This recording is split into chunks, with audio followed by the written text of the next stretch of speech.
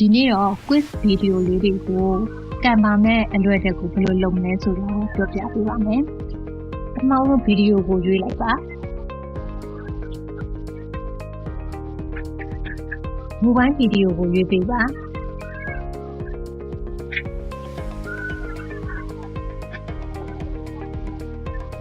page ကိုနှိပ်မယ်ဆိုရင်တော့ဒီဟာကိုလင်းလင်းရှင်းရှင်းမြင်အောင်ပြီးတော့ page ကိုပြန်ဖော်ခြင်းလို့ဆိုရင်ညာဘက်ထောက်က page ကိုနှိပ်လို့ရပါတယ်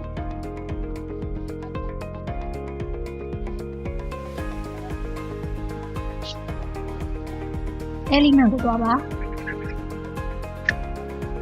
background ကိုရိုက်ထည့်ပါ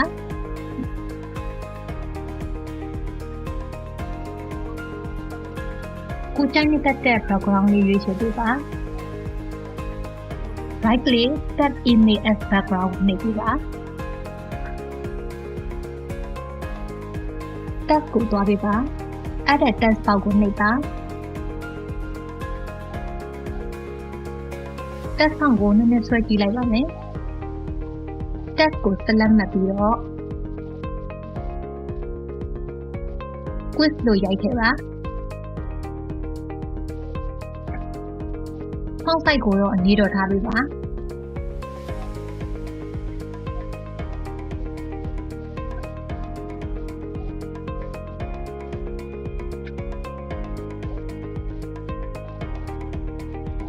font style ကိုနည်းနည်းထူလေးသွားခြင်းတဲ့အတွက် font ကိုရွေးပေးပါနည်းနည်းထူတဲ့ font မျိုးစားကိုရွေးချယ်ပေးပါညီမကတော့ဘာနိုရူကိုပဲရွေးလိုက်ပါမယ်ဒါဆိုရင်တော့ font style လေးတော်တော်ထူသွားပါပြီ duplicate ကိုရွေးပေးပါ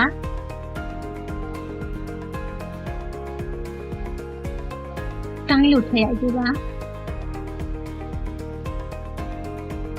quiz ရဲ့အရာကိုတော့ပြောင်းလေးထားပြီးတော့တိုင်းရဲ့အရာကိုတော့အဝါရောင်လေးထားပေးပါမိမိကြိုက်တဲ့အကြောင်းများလည်းရွေးချယ်နိုင်ပါတယ်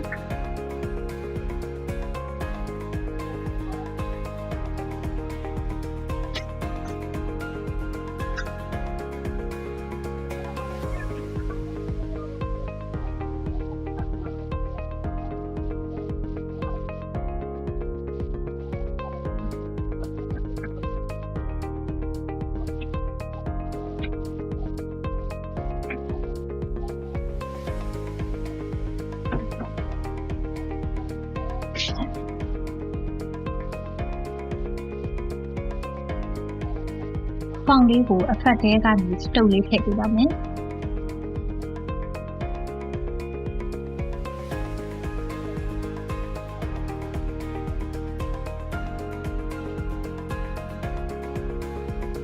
ပူလောက်တော့လို့ကျယ်လေးထည့်အောင် element တွေသွားပေးပါ star လို့ရိုက်ထည့်ပေးပါ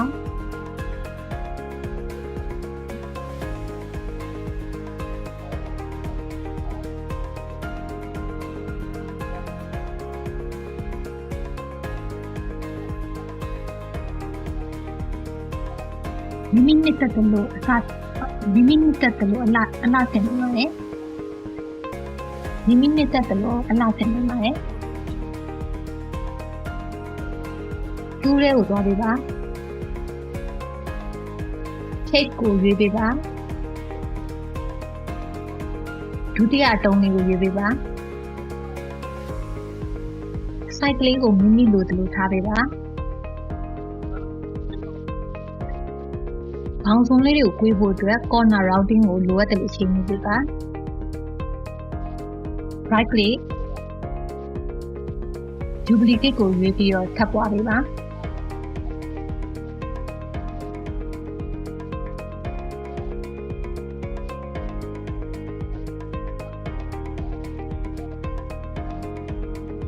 ထပ်ပွားလိုက်ပါမယ်ဒီကတော့အရောင်လေးကိုချိန်လိုက်ပါမယ်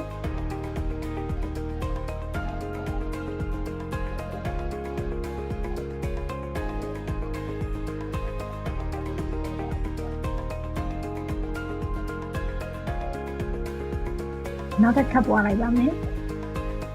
၃ခုပွားပြီးဆိုရင်တော့ဒီသူ့ရဲ့ position လေးကိုချိန်ကြည့်ဖို့အတွက်၃ခုလုံး select မှတ်ပေးပါ position ကိုရွေးပေးပါစင်တာကိုပဲရွေးလိုက်ပါမယ်ဒီ line လေးယူဖို့အတွက် vertical ကိုရွေးလိုက်ပါတယ်နောက်က background လေးကို select ထပ်မှတ်လိုက်ပြီးတော့သူ့ရဲ့ဖောင်လေးကိုအဆင်ပြေသလိုမျိုးရွေးချယ်ပေးပါတယ်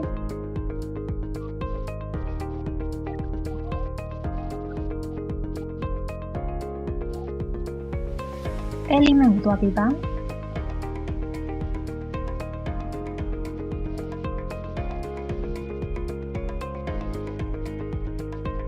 frame ကိုရွေးချယ်ပေးပါ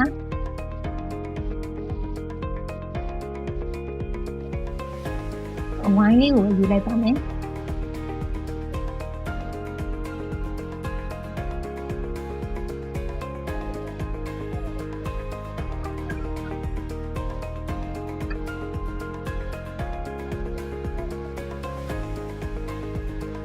ခုရှိတာလေးကဘာလဲဆိုတာကိုရွေးချယ်ခိုင်းမှာဖြစ်ပါတယ်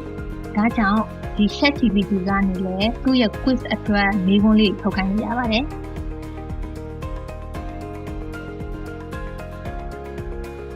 ဒီမှာလိုပဲရိုက်ထည့်လို့ရပါတယ်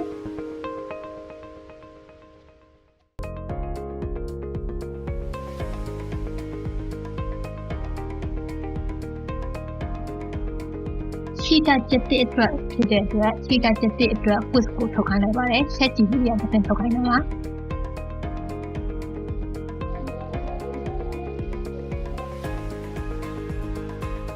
ပြီးရင်တော့ချက်တစ်ပုံလေးကို upload တင်လို့ပါချက်တစ်ပုံကိုတော့ Google ကနေအတွေ့အကြုံရှာလို့ရပါတယ်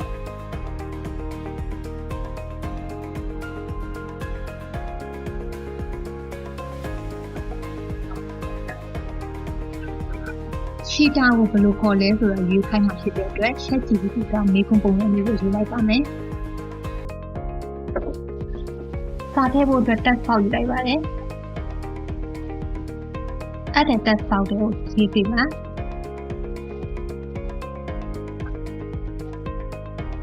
ဒီကောင်လေးကိုဘယ်လိုခေါ်လဲဆိုတော့မေးတာဖြစ်ပါတယ်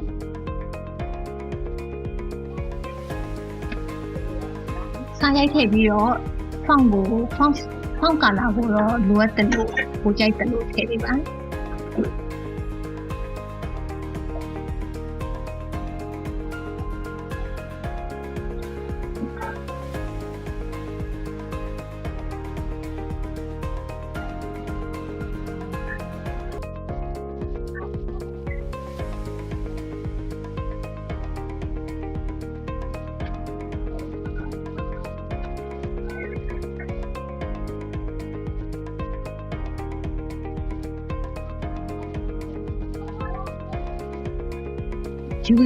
duplicate နှိပ်ပြီး copy ပွားပေးပါ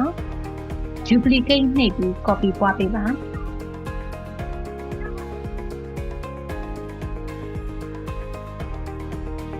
ChatGPT ကနေလည်းအလွယ်ယူလိုက်ပါတယ်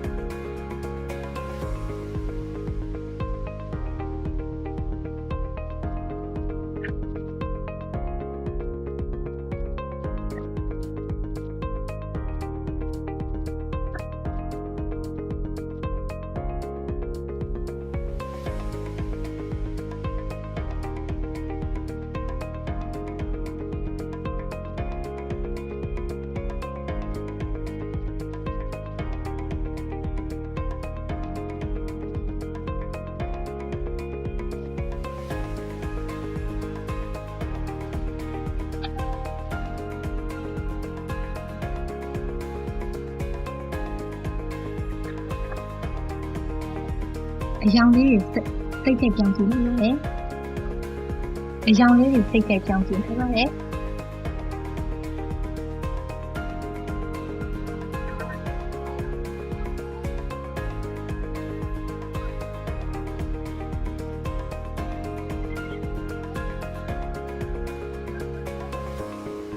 pages ကိုနှိပ်ပေးပါ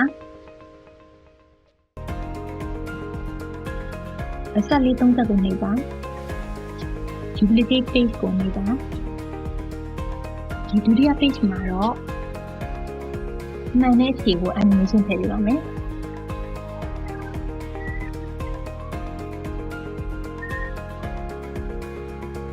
ဒီစလုံးလေးတွေနဲ့နောက်ကဖောင်လေးနဲ့ကို group လုပ်လိုက်ပါ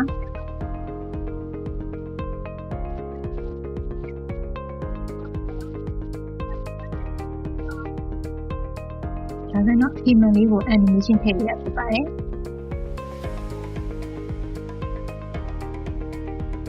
ဒါဆိုရင်တော့ YouTube မှာတင်ဖို့အတွက် quick video အတူလေးတွေ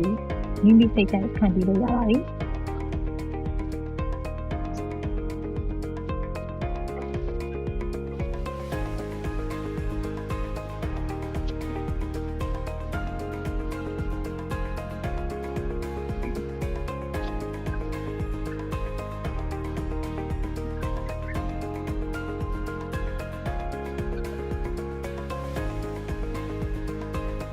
share ကိုနှိပ်ပါ download ကိုနှိပ်ပါ MP4 နဲ့ရေးထားလို့ရပါပြီ